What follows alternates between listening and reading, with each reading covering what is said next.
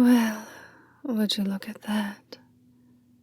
I'm surprised you could keep up with me, pup.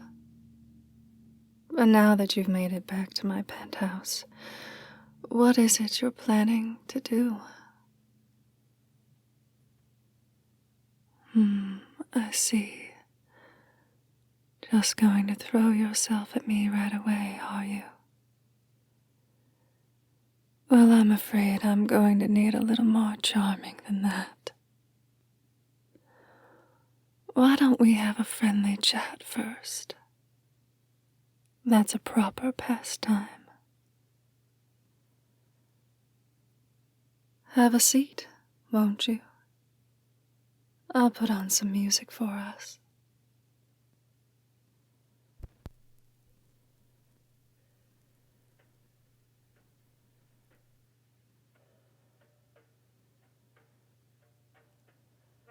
I'm afraid I don't have any food or refreshments for you. My kitchen is only for show, since I mostly dine out. Oh, has something caught your eye? Yes, you're right. I suppose I do have one drink here in my house. But to be honest, that whiskey is practically an antique. I keep it around to admire its lovely color, but to be honest, I've never even opened it. It was a gift from my brother when I first left home to move to the city. I wanted to put my past behind me as quickly as I could. Dive headfirst into the hustle and bustle of fast-paced life. What a fool I was. Luckily, he gave me that as a reminder of where I came from. Could you taste it? Nobody's ever asked me that before. Sure, why not? My brother is long gone by now, and holding on to sentimentality is doing nothing for my heart. Why couldn't you be the first one to drink it?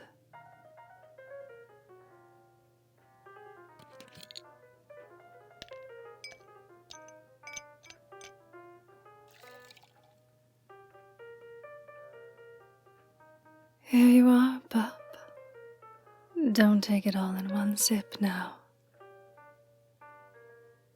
Will I have some as well? Oh, no. I'd much rather watch it pass over your precious lips. Besides, I don't have a taste for such things anymore. I'm glad you enjoy it. It seems it was worth keeping then. You know, I normally wouldn't allow someone like you into my home. But you remind me so of one I used to care for dearly.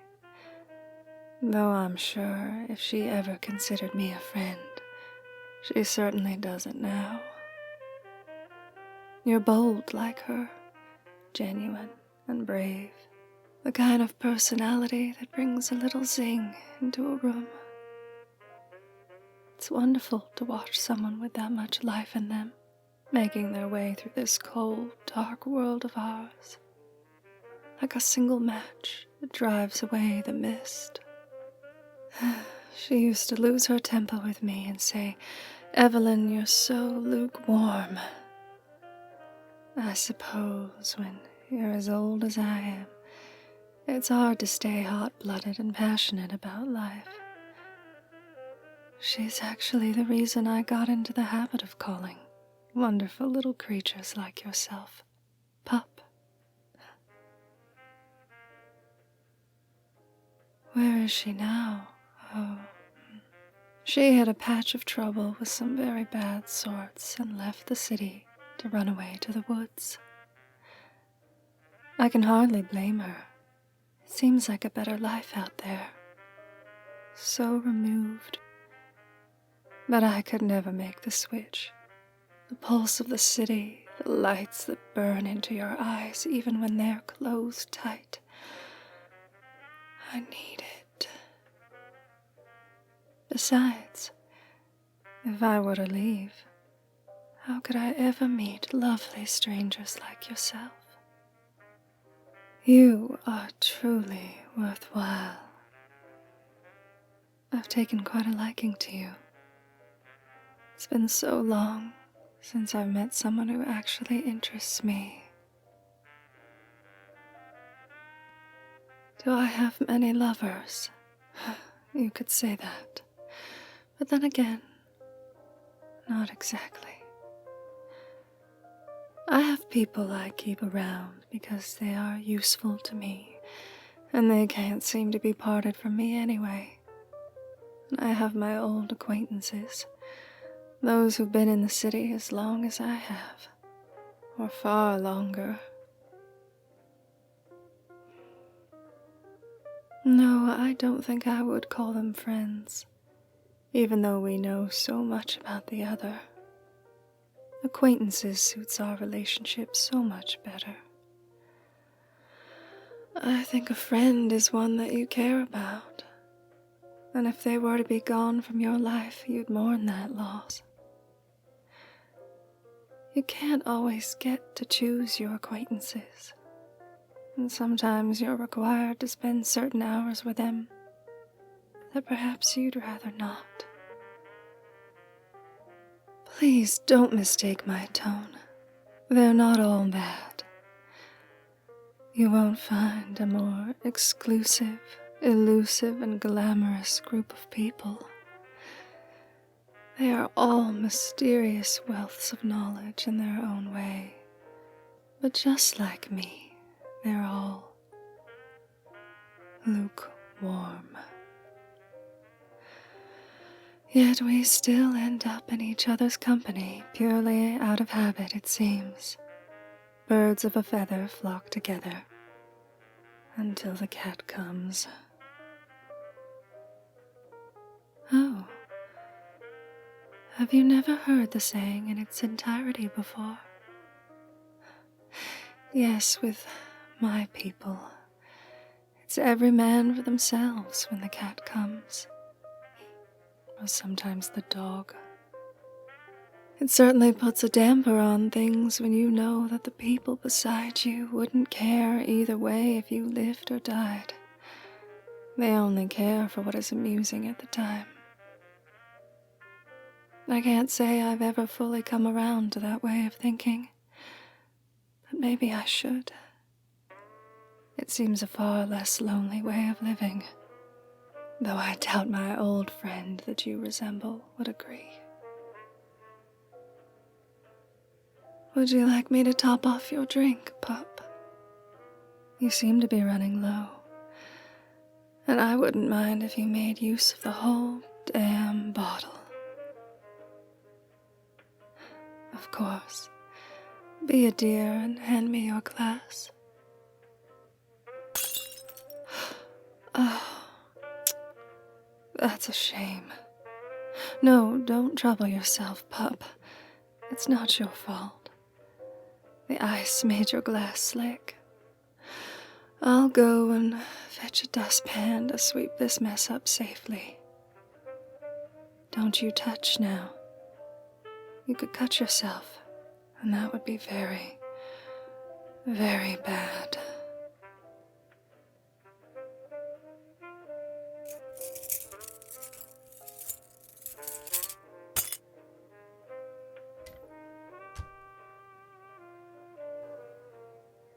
See, it only took me a moment to find.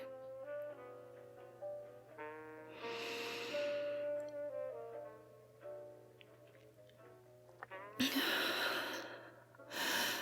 asked you not to touch it, didn't I?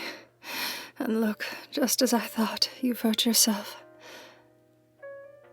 Are you hiding your hand from me? I don't need to see it to know that you're bleeding. I can smell it on the air. It's 1,000 times stronger than the scent of that whiskey on the floor, and impossibly alluring. And you just had to let it out, didn't you? We would have been fine if only you'd kept that intoxicating liquid trapped inside your frail little body. But it's too late now. I can see the blood already dripping down your wrist. But I promised myself that you were going to be different. So here, take this clean rag and wrap your hand up tight. Don't thank me just yet.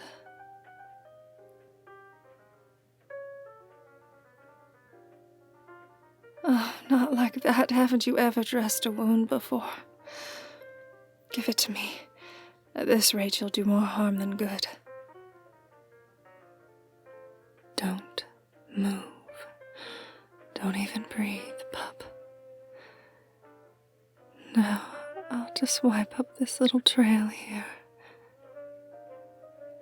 But it's such a waste of your sweet, sweet blood to soak it up with a cheap rag. Maybe if I just...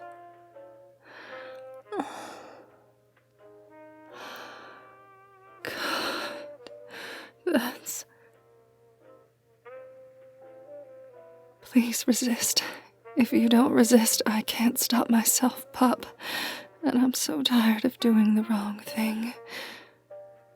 I want you to be different, because I know just how special you are. I don't know your reasons for why you're here tonight, or why you sought me out. But I can't. I won't. Here, the rag, take it. Take it and go.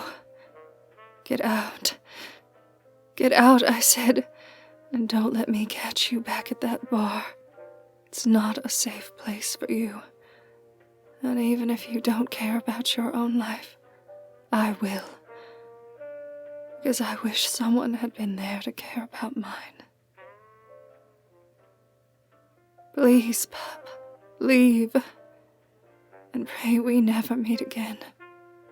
Now go, before I end up killing you.